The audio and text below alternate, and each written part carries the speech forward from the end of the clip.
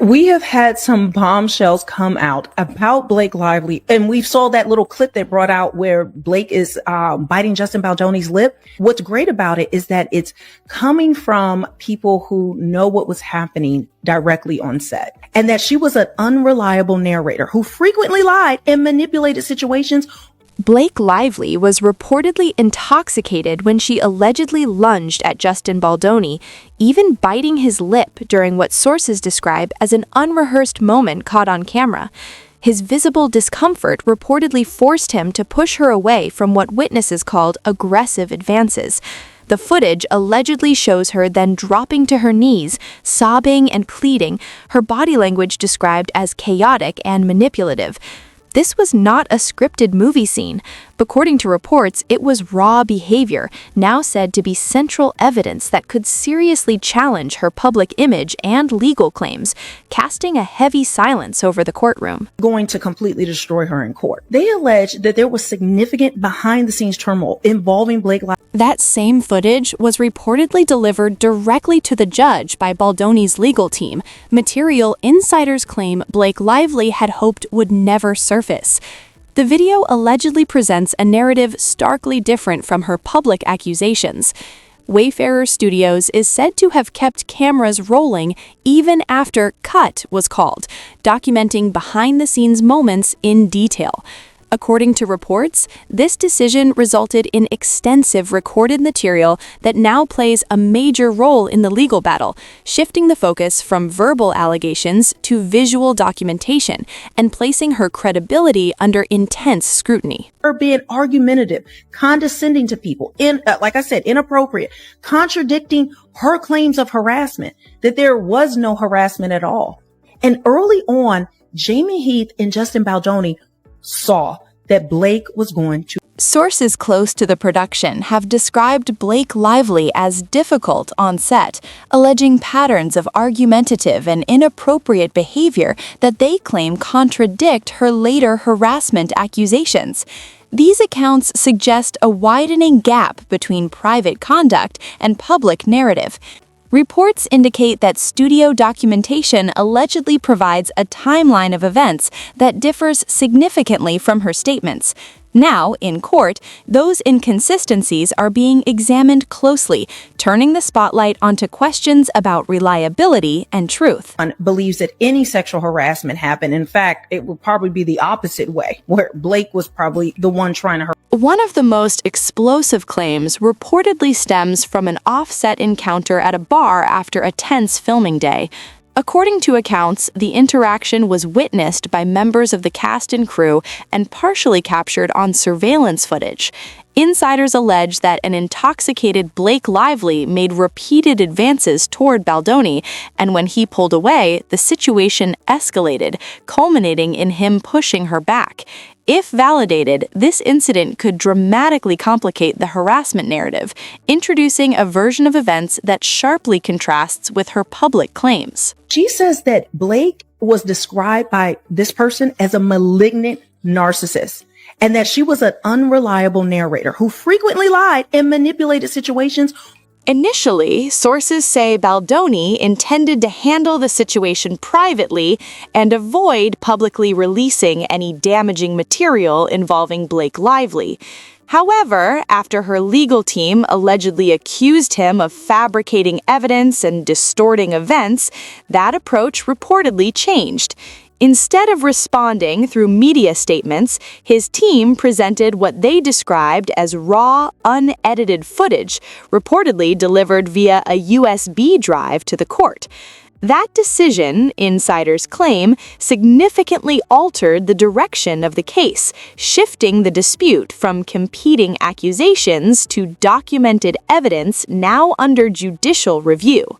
We were all trying to figure out, we all believe that Blake is a narcissist, right? But we weren't sure. There's different types of narcissists. There's different classifications. You could be mid-range. You could be, it goes on. The term malignant narcissist was reportedly used by an insider who worked on the set of It Ends With Us to describe Blake Lively. According to that source, the concerns went far beyond typical on-set disagreements or diva behavior. They alleged her conduct was more disruptive and destabilizing than standard production conflicts. The label referenced traits such as grandiosity, a need for admiration, lack of empathy, and manipulative tendencies. The insider claimed her actions created tension across departments and significantly impacted the working environment. Describe her specifically as malignant narcissist. Now, here's the definition of a malignant narcissist, and you tell me if this sounds like Blake Lively. So it is a term used to describe individuals exhibiting a combination of narcissistic traits such as grandiose sense of self, a need for admiration, and a lack of empathy, along with more aggressive, manipulative. Beyond the alleged bar incident, reports claim Blake Lively's professionalism on set became an ongoing issue for the production team. According to internal notes cited from May to July 2023, there were repeated instances of late arrivals and absences attributed to illness. Sources allege that on certain days she reported being too unwell to film, only to later appear active on social media. These claims, if accurate, reportedly strained trust between the lead actress and crew members who were working under tight schedules and mounting pressure. Also claims that she was very unprofessional, often arriving late, even hours late, calling in sick, changing lines, costumes, and causing the budget overruns, which her alleged disruptions reportedly extended into the creative process. Insiders claim she frequently challenged the direction of Justin Baldoni, stopping scenes mid-shoot and proposing alternative approaches. There are also reports that she pushed for script rewrites and sought greater influence over the final cut. While creative disagreements are common in film productions, crew members described the situation as unusually intense, alleging it blurred the line between collaboration and control. Details of this, I want to just go over this quickly, then we'll hop back into the report. But it says arrogance and self-centeredness. They have an inflated sense of their own importance and are preoccupied with their own needs and desires, often disregarding the feelings. The wardrobe department also reportedly experienced ongoing friction. According to sources, costumes selected to reflect the character Lily Bloom were sometimes rejected by Lively, who allegedly preferred incorporating elements from her personal wardrobe. Production expense logs from Wayfarer Studios presented during court proceedings reportedly reference costly post-production adjustments, including a digital alteration estimated at around $18,000. Insiders claim last-minute changes increased labor hours and added unexpected financial strain to the budget. Attempted to take creative control of the entire film, and that she was undermining Justin's direction by stopping scenes and trying to redirect. By July, Wayfarer's production budget had reportedly increased by nearly $320,000, according to a budget variance sheet that surfaced in court filings. Sources claim these overruns were attributed to delays, creative disputes, and production adjustments tied to Lively's involvement. The financial impact, insiders allege, affected morale across departments and intensified pressure on the production schedule. What began as a structured project, according to those accounts, evolved into a far more complicated and costly undertaking. Rewriting the script over and over, trying to get her version in there. And she was insisting that they use her. Reports suggest the impact on crew morale became increasingly serious as production continued.